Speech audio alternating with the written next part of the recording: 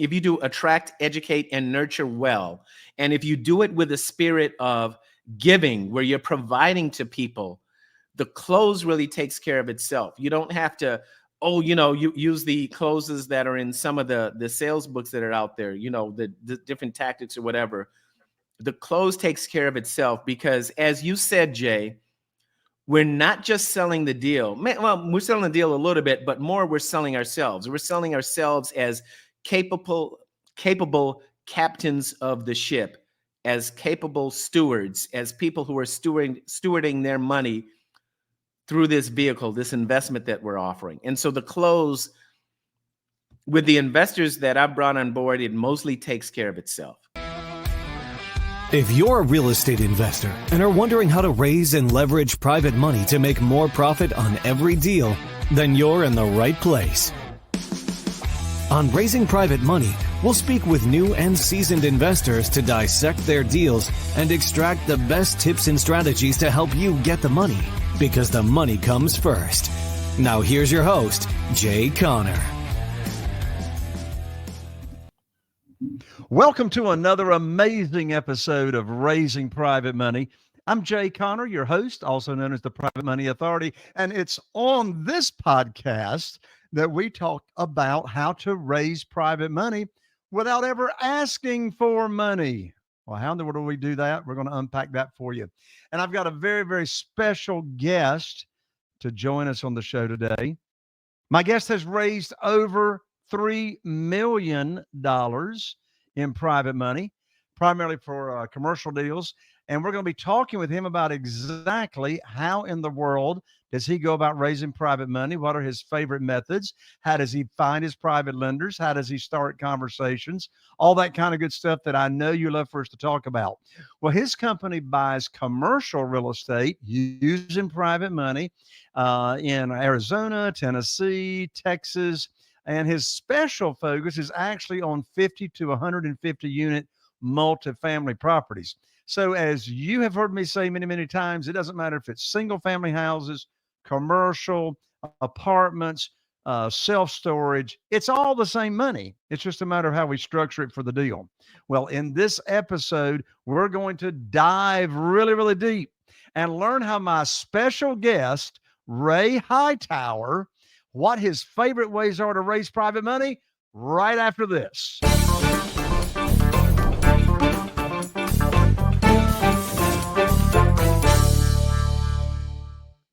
Oh, my lands. Hello, Ray Hightower. Welcome to the show. Thank you so much, Jay. I'm very glad to be here. Thanks for having me. Absolutely. I'm excited to have you here, Ray, because you had me on your show not too long ago, and I was so impressed. You're a fantastic interviewer and host. And of course, while I was on your show, I learned quite a bit about you and that all this millions of dollars that you've raised in private money. And I said, well, Ray, we got to continue the party and get you on my show because I want to interview you about how you've gone about raising private money. So before we dive into your favorite methods and how you attract private money into your world, let's go in your background for just a minute. You didn't start in real estate. You started in something very, very different. So share with my audience your backstory. Sure. Thanks for having me. My backstory is in technology. I have a computer science degree. I worked for a couple of Fortune 500 corporations, and I started and ran a technology company, ran that company for a couple of decades. After 21 plus years, I sold that company, and now I'm in multifamily real estate. And we can drill down into any of those, but I know we have limited time. I want to respect your time and the time of the audience. Oh, sure. Well, first, my curiosity, killed the cat and satisfaction brought him back. What's the bridge from technology to real estate investing? Oh, yeah. The bridge is this. When you're in tech, and you know this, and a lot of your listeners are going to know this too, the salaries are high. You can earn a good living And if you're running a company, you're paying higher salaries and you're paying higher fees to contractors or whomever you hire.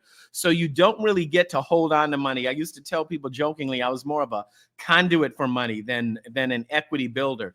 And so one difference between what I was doing in tech versus real estate, I still love tech, but I'm at the stage where I wanted to focus more on building up equity.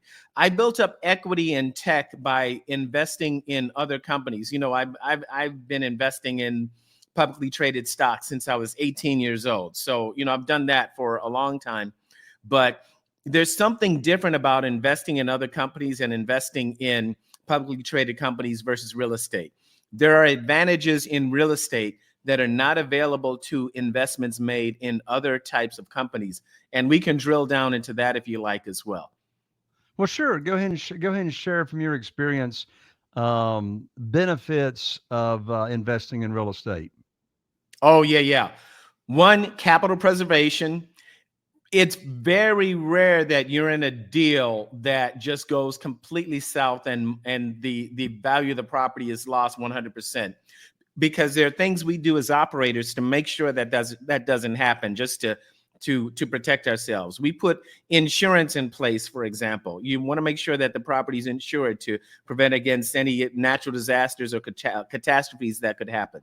And then the land itself is always going to be worth something. There's always going to be someone who wants the land to build something on it. So it's the odds of it going to zero. I never want to say that it's never going to happen. I try to avoid using the word never, even though I've said the word never about 4 times in the last 30 seconds. But I try to avoid that, especially when talking about investments, because we as humans can only predict so much. So what we try to do is be very meticulous in protecting whatever investment we have in place. And with real estate, a lot of those protections are built in. One, land value just rarely, if ever, goes down to zero.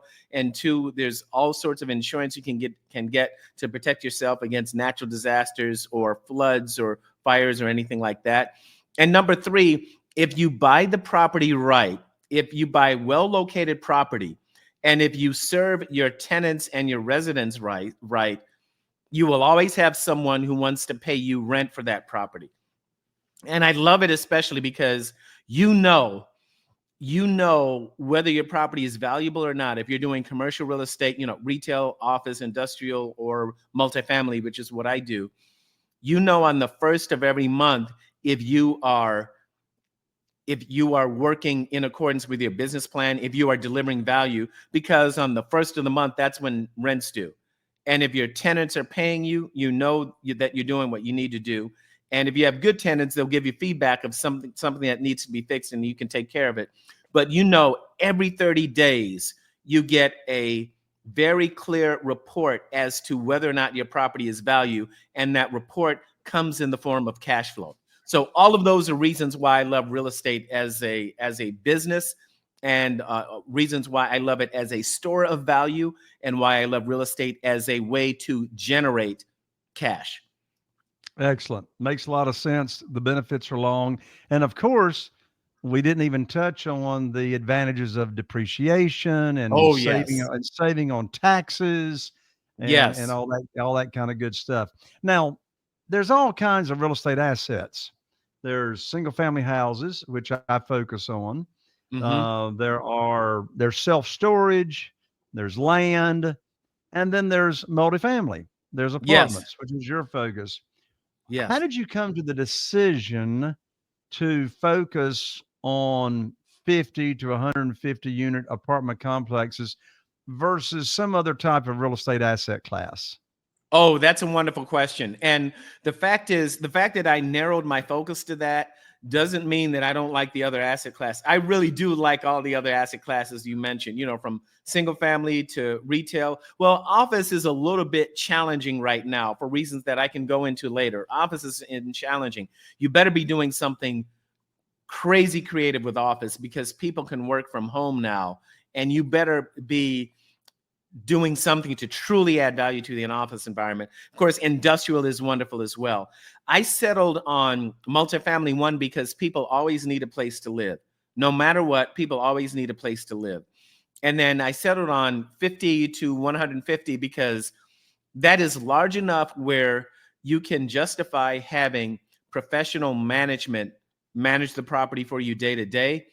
And then below 150, it's small enough that you don't get in the arena where you're competing directly against the large private equity firms. I don't want to compete against a BlackRock, or call the name of the large private equity firms. I don't want to compete against them. I want to be in a sweet spot where I can perform well, where my team and where we can deliver very well for our investors, and where we can deliver very well for our residents.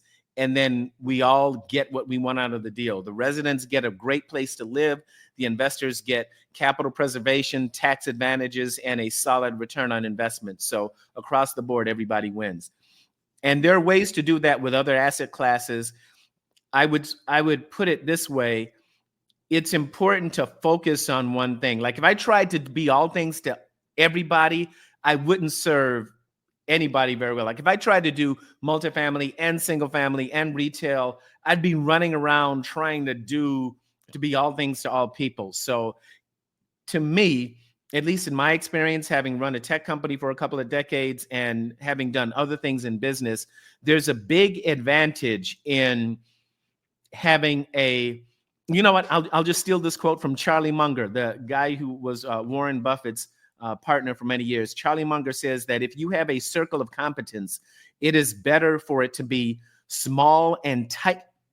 It is better for that circle of competence to be small and tightly defined than large and fuzzy.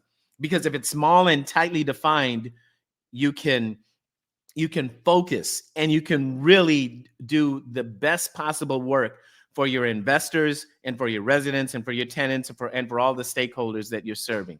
So it's really a matter of, it's an area that I love. That's number one. And number two, based on the advice of Charlie Munger and other people who've been running businesses for thousands of years, there's a big advantage in being small and tightly defined when you choose a focus. Well, that's a writer downer right there, as I call smart quotations for sure. Yes. And I love your reasoning as to why you're focusing on that 50 doors to 150 doors, on apartments. So that makes a lot of sense. So let's dive into the private money, since this is the show titled Yes. Raising Private Money. So have you, just to get a point of clarification here, have you used private money, borrowing money from individuals?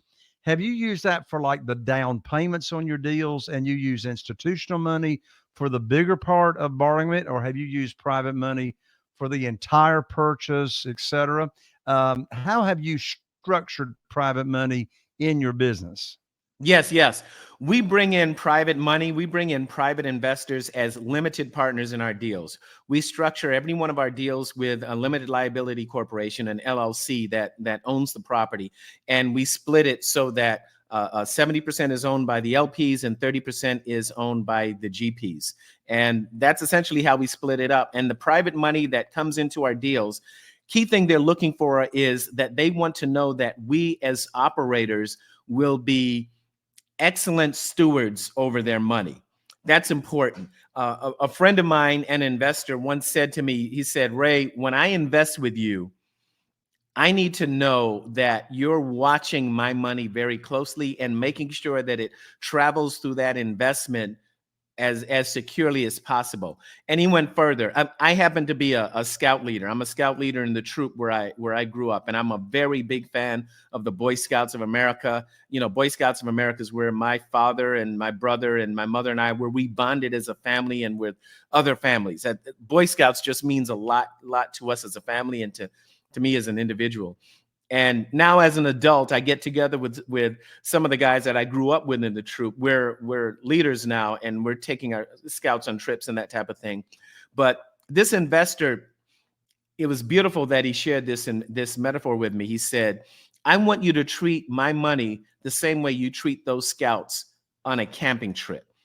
And when we have our scouts on a camping trip, yeah, we want to make sure everybody has fun. We go canoeing and rowing and sailing and hiking, and we have campfires, and we do all sorts of things, wilderness survival exercises. People learn first aid. The scouts, age 11 to 18, they learn a lot of life skills. At the same time, as leaders, it is paramount for us to make sure that the scouts get to learn these skills in a safe environment. And so we want to make sure that the money that our investors place with us comes into a safe environment. We're taking that money and we're using it to improve the properties. We're buying these multifamily investment properties, we improve them, and we give people a great place to live. In order to give them a great place to live, many times we have to improve the properties. Property that we have in Tucson that we just closed on a few months ago, we've got solar panels there because why not save money on electricity? Or if we have a swimming pool there, make sure there's a gate around the swimming pool so that some little kid doesn't fall in the water inadvertently and have a mishap. So it's very important that when we draw this money in, this private money from private investors, when we draw this money in, that we steward that money very carefully, that we watch over it so that it can grow. And that's what we do. So we bring in private money from investors. We form a limited liability corporation. We are partners together, and we are stewards over their money. And that's it in a nutshell. And I can drill down into any of that as you see fit. Sure. Well, what you just shared, Ray, reminds me of the fact that our private lenders really are not investing in our deals. They're really not. They're secured with that, but they're really not investing in our deals. They're really investing in us as the operator. That's Yes. what they're doing. They're Yes. investing in. I mean, their trust, their investment really is in you, the operator. That you know what you're doing. So let's get into some of your methods. Hmm. What are some of your favorite ways to attract private money and attract new private lenders to come on board with you as a limited partner? Oh yeah, yeah. There's a method, really a four-step method that we use to attract investors and bring them on board. And this was taught to me by one of my mentors in the business, Hunter Thompson, who runs an organization called Raise Masters. I'm a member of that, and Hunter also has a book about raising capital. And you'll find if you just Google his name and raising capital or search for his name on Amazon, you'll find his book. But Hunter and his team over at Raise Masters break down 4 steps when we're raising capital: attract, educate, nurture, close. Attract, educate, nurture, close. And really what it comes down to is, one, you want to be attractive to people who want to invest with you. One of the ways you're attractive is through your track record. What have you done before with money that has been invested with you by other people? And if you don't yet have a track record, it makes sense to partner with others who have a track record so that for your first few deals, you are building up a track record of your own. So you start by partnering with other people, and partnership is really a core value of mine, and we can talk about that as well. Educate. One of the biggest ways we add value to people in this industry is through education, teaching them things that they need to know to be effective and to be successful. And that's something that I love and respect about you, Jay, with everything that you're doing with your podcast and with your speaking and with your events. You are providing education to the community. That is a huge value add, because once that education is given to someone else, it didn't get less valuable in your brain. In fact, I would argue that it probably got more valuable in your brain, because every time we teach something to someone else, it gets reinforced inside of our own brains.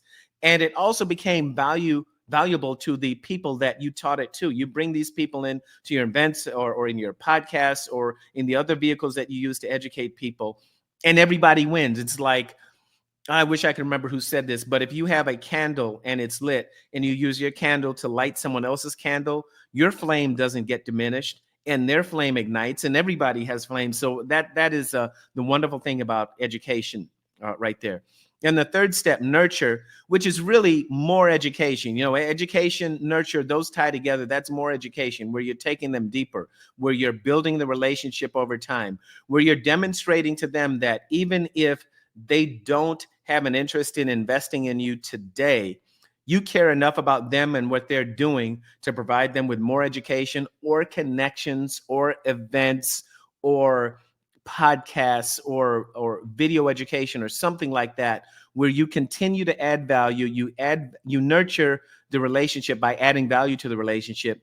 And then when you get to the close at the end, I've had people say to me, it's almost been a surprise. I've been at lunch or dinner with somebody, and we're just talking about everything all over God's green earth. We're talking about real estate, or we're talking about, raising kids or investments or something, or anything else in the world.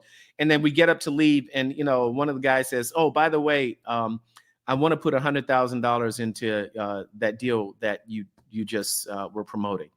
And I never mentioned the deal during the meal at all. And so that's the way it works. If you do attract, educate, and nurture well, and if you do it with a spirit of giving, where you're providing to people, the close really takes care of itself. You don't have to, you use the closes that are in some of the sales books that are out there, the different tactics or whatever. The close takes care of itself, because as you said, Jay, we're not just selling the deal. Well, we're selling the deal a little bit, but more we're selling ourselves. We're selling ourselves as capable captains of the ship, as capable stewards, as people who are stewarding their money through this vehicle, this investment that we're offering. And so the close with the investors that I've brought on board, it mostly takes care of itself. I tell you what, Ray, you just went over so many nuggets right there that I want to unpack a few of them and Yes, recap. sir. All right. First of all, one reason that you and I connected so well when I was on your show was this piece on education. Yes. I tell people, I've got 47 private lenders right now. Not one of them had ever heard of private money or how they could use self-directed IRAs or any of that stuff until, and you'll remember this, Ray, until I put on my teacher hat. Yes, right? yeah. Until I put on my teacher hat and Yes. started teaching them about what private money is and how they can get high rates of return. So you're so spot on with the education and the nurturing. And then you just said a phrase that is a writer downer. And that phrase is, you said the close takes care of itself. Well, that's the same thing I say all the time. I don't have to ask. For example, I was having lunch this past Sunday a week ago with a good friend of mine. He lives out in Texas. He grew up here in North Carolina. He was visiting. We were raised in the same church. And so anyway, we're eating fried chicken and pork barbecue and coleslaw and baked beans and extra sweet tea, of course, being here in the South. And so after we've been catching up a little bit and all this and that, he's getting ready to leave. And it was a by the way thing. He said, by the way, Jay, on your private money deal that you got there, how soon could you put $300,000 to work? Well, you see, I never brought up private money at lunch. Yes. He knew what I do. I mean, yes. I had sent him information that he requested on my program. I wasn't sending him particular information about a deal. And so that's such a huge takeaway lesson from this little story here, Ray, that you're sharing, because whenever I have felt like I'm pushing or I'm got on my selling hat or I'm trying to, then they push back. They push back. Right. And so as long as I have the mindset of it's okay if you don't invest, there's a lot more money out there that I can use anyway. Right. So it's okay. It's okay if you don't invest. Yes. And I sort of got like this picture in my mind of when I'm teaching the program, I'm just sharing facts. It's just sort of a fact of the matter thing. Of course, I'm gonna point out benefits and so, but I've got this picture in my mind that I got 1 foot out the door getting ready to leave anyway, right? Sure. And it's okay. So, given what I just said, how important? So it's a two-part question. Okay. All right. I'll do part one first, then I'll do part Okay. two. Part one of the question is, as a capital raiser, how important is your mindset? Put aside the strategies, put aside the techniques. Just how important is your mindset? And what I mean by mindset is your outlook on this thing. You know what I mean by Hmm. mindset. Yes, yes, yes. Oh yeah, I think it is extremely important, and I'm glad you brought it up. Um, your mindset governs how you see things. It governs what you say. It governs how you interact with people, and I think your mindset even governs the vibe you give off with other people. And have you ever been with somebody? I'm sure you have, where you just click and you have a good rapport and good vibe, and you know that's a person that you want to do business with or trust or whatever. And then somebody else, you don't feel that same vibe or rapport. And I think a big part of that vibe and rapport comes from the mindset of the people who are there and how they're interacting with each other. There's some people who have, well, let's just look at one. Some people have an abundance mindset, and some people have a scarcity mindset. And the abundance Mm. mindset is so powerful. Yeah, you're a man with an abundance mindset, because you know that no matter how many people you teach what you teach, no matter how many people learn what you have to teach, there will always be more opportunities for all of you. But someone with a scarcity mindset might say, "Oh, I don't want to share these secret gems because they might take my secrets and there will be nothing left over for me." But if you have an abundance mindset, you realize that when we are in, and I'm also a big fan of capitalism, right? And if you have an abundant capitalistic mindset, and with healthy capitalism, capitalism can be practiced incorrectly, but with healthy capitalism, you know that when we do business together, 1 plus 1 doesn't just equal 2. 1 plus 1 can equal 4 or 8 or 16 or 128 or 256, because you come together. If you have the right abundance mindset, you know that when you combine your forces, you can achieve things that neither one of you could do as individuals. And mindset is important, and mindset generates or informs partnership. Two of my key partners are two guys, Adrian Diaz and Colby Fryer. We work together very hard on our deals. And there are things that I've been able to achieve working with Colby and Adrian that I never would have been able to achieve as I never would have achieved as an individual, because those guys they have skills that complement mine. We complement each other. We tell each other the truth, in love and respect. We don't always agree, but we put our heads together and we figure stuff out. We disagreed about something yesterday, and we just work through it. That's just what it is. That's how we do it. And as a result, because we see things from different perspectives, we as a team are much stronger. And it's because of them I've been able to focus in the areas that I focus. They focus where they are, and together as a team, we're able to achieve more. We're able to acquire more. We're able to sift more properties. We're able to bring in other capital raisers to help us raise even more money. So that's what I think about mindset. A very long Well, answer to your question. no, So, no, no. I mean, you did you just threw a lot of very valuable nuggets there. And so one thing you said that is so important is, let's just recap the mindset. You used the word yes, abundance. yes, yes. One thing you said I want to underscore is you said your mindset filters, maybe that's my word, but that's what I heard you say. Filters everything. It affects how you see everything, right? Absolutely, It affects how you absolutely. see it. Yes. So the types of mindset that I've heard you talk about, either specifically or reference, abundant mindset, you're an educator. So you've Yes. got the mindset that mindset is how you view yourself to begin with. Mm-hmm. Well, that is Mm-hmm. what it is. It's how you view and how you view everybody else. But so you got an abundant mindset. You're an educator. You're leading with a servant's heart. So there's another mindset you have. You Yes. are a Yes. servant. You're a servant, Yes. and and that's why I've been able and you've been able to raise so much private money. Is that when I'm visiting with somebody new, a new potential private lender that might be interested in, coming on board and working with me, the way I'm viewing them, my mindset towards them is I've got something that I know can probably impact you and your family's livelihood and Hmm. make a difference in your life.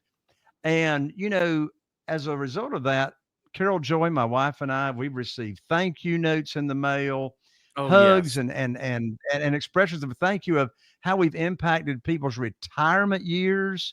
And so, as you say, it's win-win scenario for everybody. Hmm. Ray, I know my audience wants to connect with you. I know you've got a capital fund where you have partners come in and invest with you on your deals. So let me just open it to you. What type of people or who would you like to connect with you, either on the fundraising or any other ways that you can serve my audience? Sure, sure. We work really well with people who have an abundance mindset. We're not just after anybody who wants to put money into what we do. One of my scouts, kid about 14 years old, after I sold my tech company, asked me, "Would you have sold your company to someone you didn't like for $1 billion?" And I had to think about it. That's a really good question for a kid to ask, right? And what I shared with him is you got to think very carefully about who you do business with. Just because they have a lot of money to invest with you or work with you, that might not be the money that you want. So we're looking to partner and to collaborate with people who have an abundance mindset. Of course, there are people who want capital preservation, tax advantages, and a solid ROI, but it's very helpful when they understand what our mission is. We buy multifamily apartment properties, we improve them, and we give people a great place to live. And we get capital preservation, tax advantages, and a solid ROI. It's really good when they understand how those missions come together, because we believe that when you deliver great service to people, great service to your tenants or residents or whatever, everybody wins. So it helps when they do that. So really, we're looking to partner with people, mostly accredited investors. We have some deals available for non-accredited investors. If you want to know details about that, you can reach out to me via rayhightower.com or roiclear.com.